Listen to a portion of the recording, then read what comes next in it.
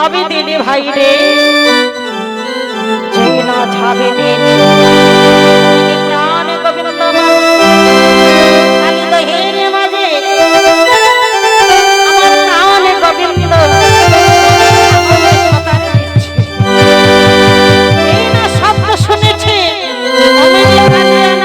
উত্তোলন করে আমার কালী দহের এত বড় বড় ঢেউ সামান্য ছোট বাবা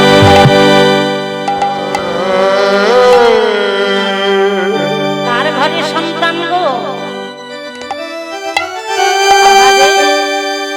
যার ঘরে সন্তান সে মাকে জানেন যে কালী দহি যে একবার আসে সে আর ঘরে যায় না। আমার যে বিষাক্ত জল, আমার বিষাক্ত দেহ আমি এখনই শেষ করব।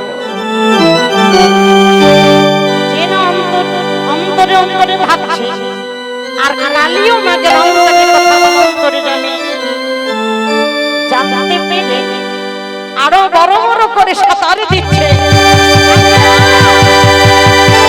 কাছে এসো, অন্যায় না পেলে তার কাউকে মারা যায় না মা। যতবার ভগবান আমার সাঁতারে দিচ্ছে ততবার আমার কালিয়া না ভগবানকে বিশ্বাস দেহ দিয়ে তার বেষ্টনে করে ওই জলে ডুবে মারবে বলে।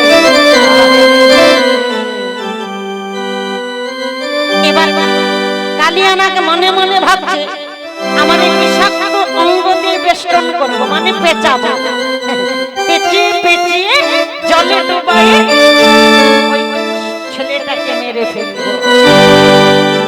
ভগবান মনে মনে ভাবলেন তুমি জানো না কালিয়া, যেই না অঙ্গ দ্বারা বেষ্টন করে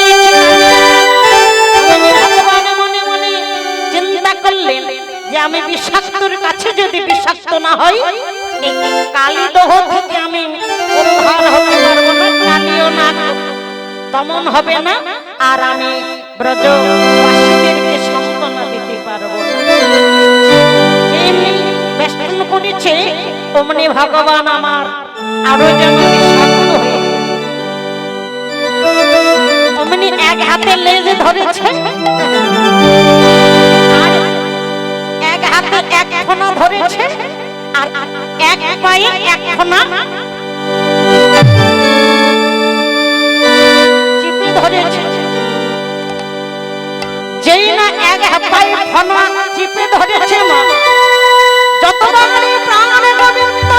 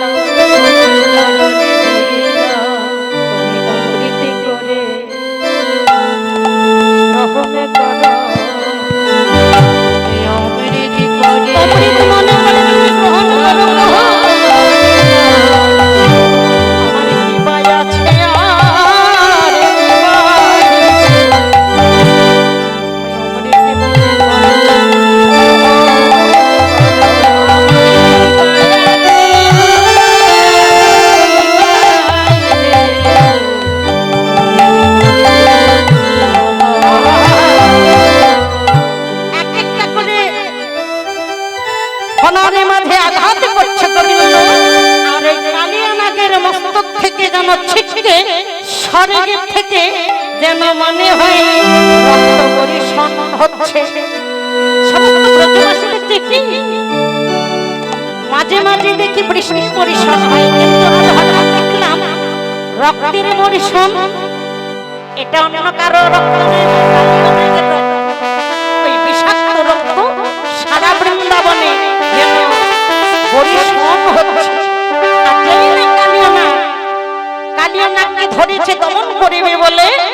অমনি সারা বৃন্দাবনে যত স্বর্গ আছে সবাই ছটফট ছটফট করে বন্ধ হতে সবাই পথের মাঝে দাঁড়ালো।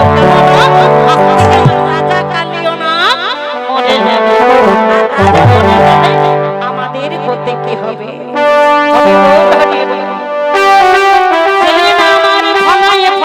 প্রাণ গোবিন্দ আঘাত করেছে। তুমি এই স্থান তাড়াতাড়ি করে পরিত্যাগ করো। কালিয়া বলছে কোথায় যাব প্রভু, যাবার মতো তোমার জায়গা নেই। যেই পথে যাব, যাওয়ার পথে যদি আমায় গরুর দেখে আমাকে যে গ্রহণ করে মানে আহার করে খেয়ে ফেলবে। ভগবান চিন্তা করলে শোনো তুমি ক্ষমা বিস্তার করো, আমি তোমার শতক্ষণার মাঝে আমি নৃত্য করব, আর নৃত্য করে করে তোমার মস্তকে চরণ চিহ্ন দেব। আর তোমার মস্তকে যখন আমার চরণ চিহ্ন থাকবে, গরুর গ্রহণ তো দূরের কথা, দূর থেকে তোমাকে প্রণাম জানাবো।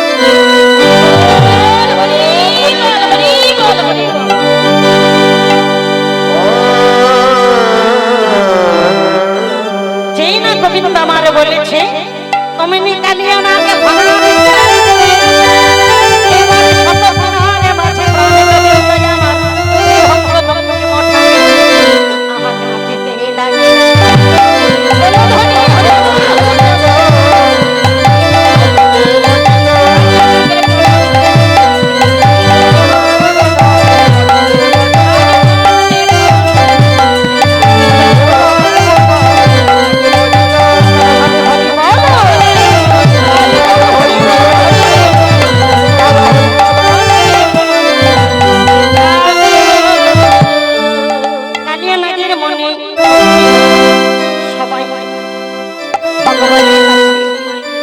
সবাই বলল তুমি আমার সব কেড়ে নাও, সীতার শীতকালে থাকা যেন আমায় ভিক্ষা দাও।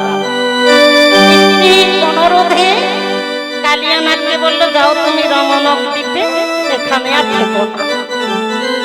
এবার কালিয়ানাথ ছেড়ে কালিয়ানাথ রমণ দমন করিল।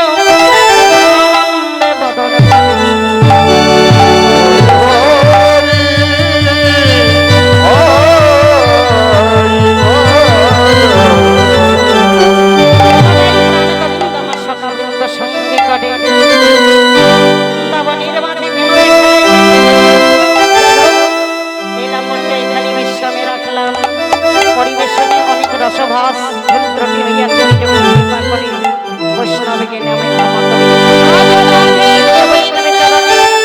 অগণিত প্রণাম জানি আজকের মতো বিদায় নিলাম।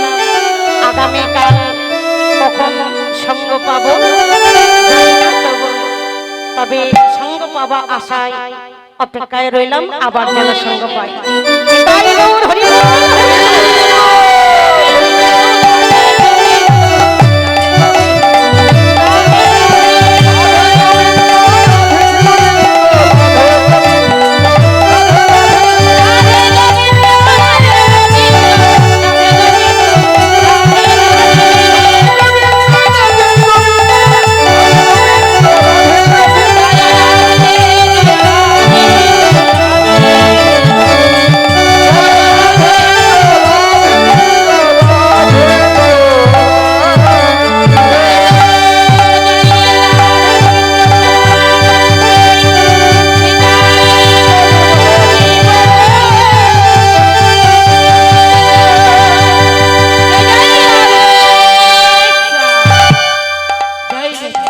তবে এখন ভাবলাম এই যে নববৃন্দাবনে আমার কপালের একজনে মুজিব আপনজন ছিল গো,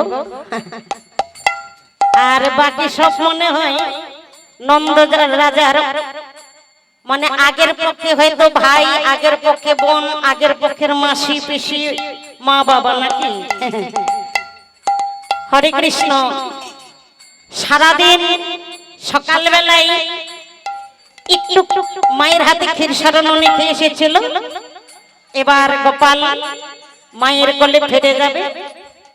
যাই হোক পরবর্তী সম্প্রদায় এসেছে, যে আমার ভক্ত বাবা গোপাল সেবার জন্য 50 টাকা দান করেছেন, 2 টাকা দক্ষিণা দিয়েছেন, তার মনোবাঞ্ছা যেন পূর্ণ হয়। এই জন্মে 50 টাকা দান করেছে, 50 টাকার বিনিময়ে তার 50 লক্ষ যেন গোবিন্দের ভান্ডারে জমা থাকে। নিতাই গৌর হরি বল হরি বল। কেউ যাবেন না, সবাই থাকবেন। পরবর্তী সম্প্রদায় এসেছে, আনন্দ প্রদান করবেন। হরে কৃষ্ণ।